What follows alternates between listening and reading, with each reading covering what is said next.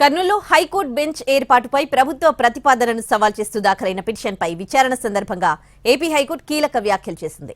కర్నూలులో బెంచ్ ఏర్పాటు విషయంలో తమదే తుది నిర్ణయమని తెలిపింది. స్వతంత్రంగా నిర్ణయం తీసుకుంటామని పేర్కొంది న్యాయస్థానం.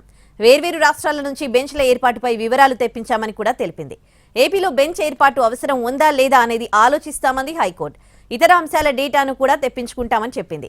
బెంచ్ ఏర్పాటుపై ఇంకా నిర్ణయం తీసుకోలేదని, దీనిపై అప్పుడే పిల్ ఎందుకు దాఖలు చేశారని ప్రశ్నించింది ఏపీ హైకోర్టు.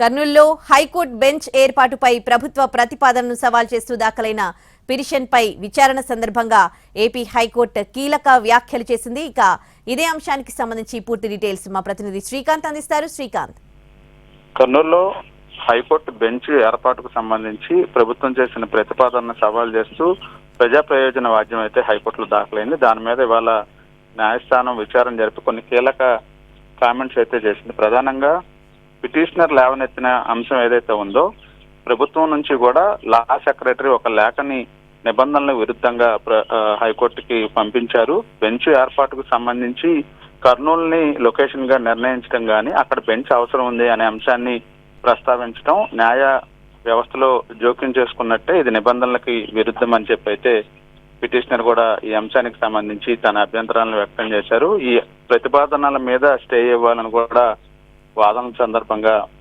వాదన అయితే వినిపించిన నేపథ్యంలో హైకోర్టు కీలక వ్యాఖ్యలు కూడా చేసింది. ఈ లేఖ తమ నిర్ణయం మీద ఎటువంటి ప్రభావం చూపించదు అని చెప్తూనే బెంచ్ ఏర్పాటుకు సంబంధించిన తుది నిర్ణయం తామే తీసుకుంటామని కూడా న్యాయస్థానం ఈ సందర్భంగా పేర్కొంది. స్వతంత్ర నిర్ణయాన్ని తీసుకుంటాము, వేరు రాష్ట్రాల నుంచి బెంచ్ల ఏర్పాటుకు సంబంధించిన వివరాలను కూడా తెప్పిస్తున్నామనే విషయాన్ని కూడా స్పష్టం చేసింది. అదేవిధంగా ఏపీలో బెంచ్ ఏర్పాటు అవసరం ఉందా లేదా అనే ఇతర అంశాలన్నిటికీ సంబంధించిన సమాచారాన్ని కూడా తెప్పించుకుంటున్నట్టు కూడా ఈ సందర్భంగా వ్యాఖ్యానించింది. అదేవిధంగా బెంచ్ ఏర్పాటుపై ఇంకా నిర్ణయం తీసుకోకుండానే బిల్ దాఖలు చేయటం ఎందుకని కూడా ప్రశ్నించింది.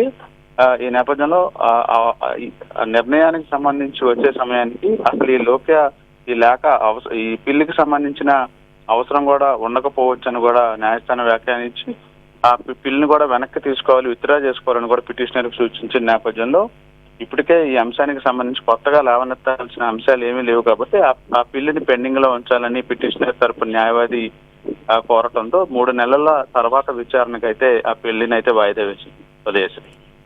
Right Srikanth, thanks for the updates.